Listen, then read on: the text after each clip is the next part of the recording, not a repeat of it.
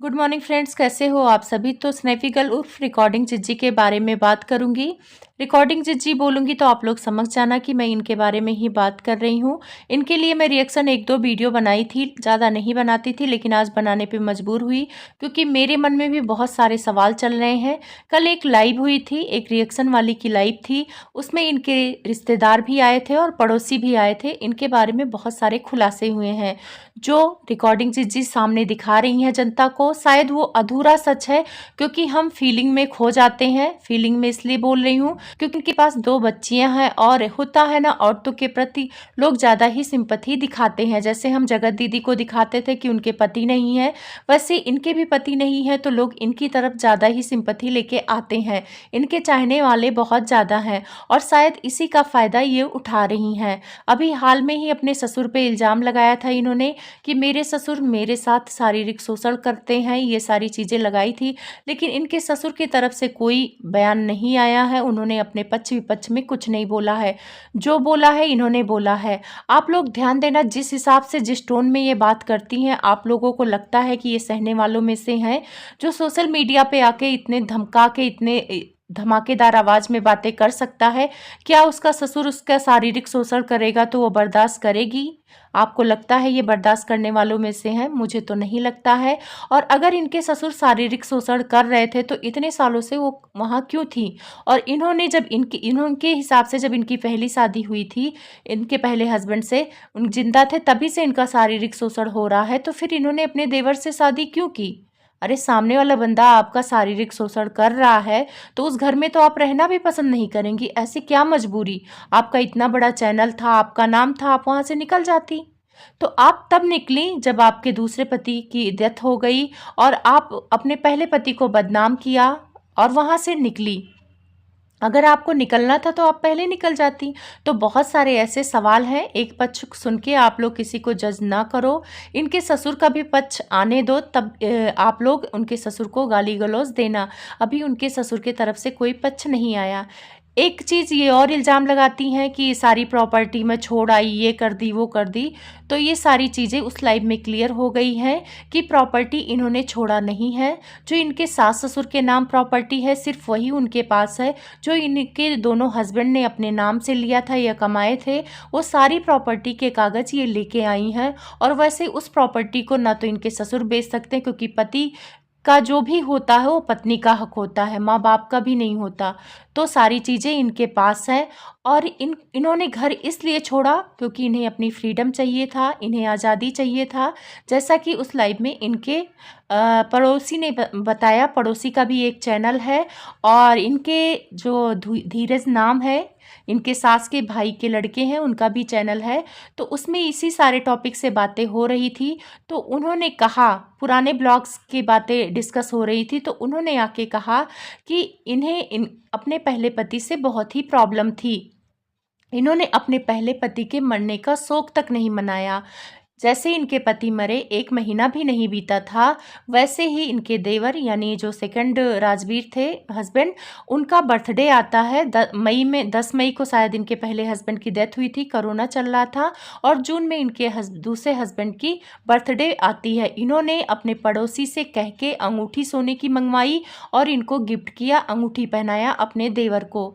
ये कैसे पॉसिबल हो सकता है कि एक पत्नी जिसका पति मर गया हो वो अपने देवर के साथ बर्थडे मना रही हो खुशी खुशी? ऐसा पॉसिबल हो सकता है? 4-5 महीने तक पत्नी अपने पति के जाने का गम नहीं भुला पाती है और ये अंगूठी पहना रही हैं, बर्थडे पार्टी मना रही हैं। तो आप सोच सकते हो कि किस किस्म की इनकी सोच थी, ये कैसी थी। उसके बाद ये सारी बातें उनके जो धीरज है उन्होंने खुद लिखा। फिर इनके पड़ोसी ने भी हामी भरी, उसमें मैं कमेंट्स लगा दूंगी कि हाँ, उनसे इन्होंने अंगूठी मंगवाई थी।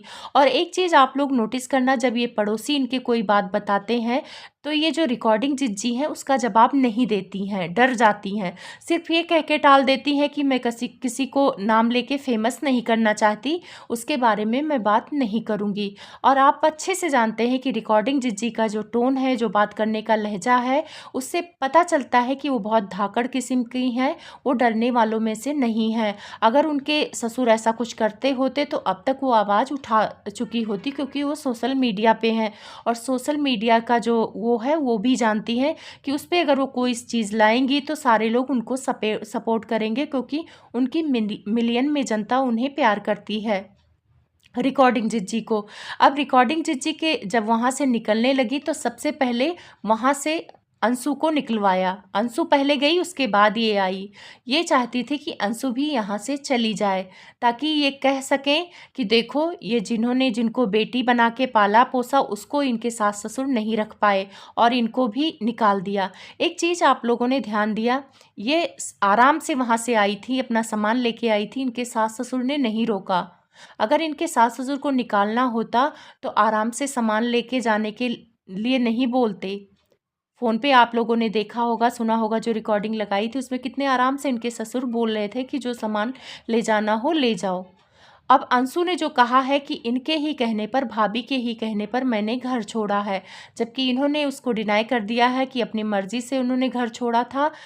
और एक चीज़ मैंने भी नोटिस किया है कि अंशु बहुत सारी बातें इनकी मानती थी, क्योंकि हम भाभी ही हैं जिससे प्यार मिलता है, जो थोड़ा-सा देता लेता है, कपड़े-वपड़े दिलाता, तो उसकी तरफ अट्रैक्ट इंसान होता ही होता है। सेम अंशु के साथ भी वही हुआ, क्योंकि वो बचपन से रही है और भाभी से लगाव हुआ है।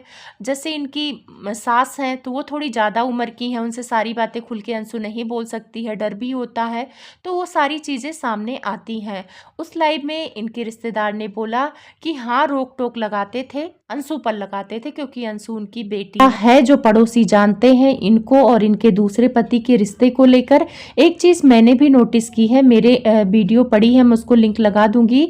एक वेडिंग एनिवर्सरी की इनके सास ससुर की वीडियो है, जिसमें तब इनके पहले पति भी जिंदा थे, तो जब वो फोटो खिंचवाने आते हैं तो स्नैपी गर्ल के कंधे पर हाथ रखते हैं, तो उस हाथ को वो हटा देती हैं, उनको नहीं रखने देती हैं। और जब उनके देवर आते हैं तो उनके कंधे पे हाथ रखते हैं और उनके हाथों को ये हाथ में लेके बैठती हैं। पहले मैं इनका ब्लॉग नहीं देखती थी, तो मुझे ऐसा देख के लगा कि यही इनके पति हैं। तो ऐसा तो कुछ था, कंफर्टेबल ही अपने देवर के साथ ज़्यादा थी और अपने पहले पति के साथ ही कंफर्टेबल नहीं थी। आप लोग उस वीडियो को जाकर देख लेना। उसी वीडियो में इनके ससुर इनके माथे को चूमते हैं, किस वगैरह भी करते हैं, रोज़ वगैरह भी देते हैं। और कई वीडियो मैंने ऐसी भी देखी हैं कि ये खुद से अपने ससुर के गले लगती हैं, खाना देने के बहाने जाती हैं तो गले लगती हैं। तो ऐसे बहू का बार बार गले लगना, ये सारी चीज़ें कहीं ना कहीं मुझे भी थोड़ी सी अजीब लगी, क्योंकि अगर आपका वो शारीरिक शोषण कर रहे हैं तो फिर आप उन्हीं के गले क्यों लगेंगी। अगर ऐसा कुछ हमें पता चल जाएगा कि ये बंदा ठीक नहीं है तो हम उससे दूरी बना लेंगे। और उसी लाइव में ये खुलासा होता है कि जो दूसरे की बेटी को पाल सकता है वो अपने बेटे की बेटियों को क्यों नहीं पालेगा। इनके ससुर इसीलिए चुप हैं क्योंकि उनकी नातिने इनके पास है और इसी वजह से वो अपनी बहू को कुछ नहीं कह रहे हैं। आप लोग को क्या लगता है, रिकॉर्डिंग जिज्जी सही है या गलत है? कमेंट्स में ज़रूर बताएं।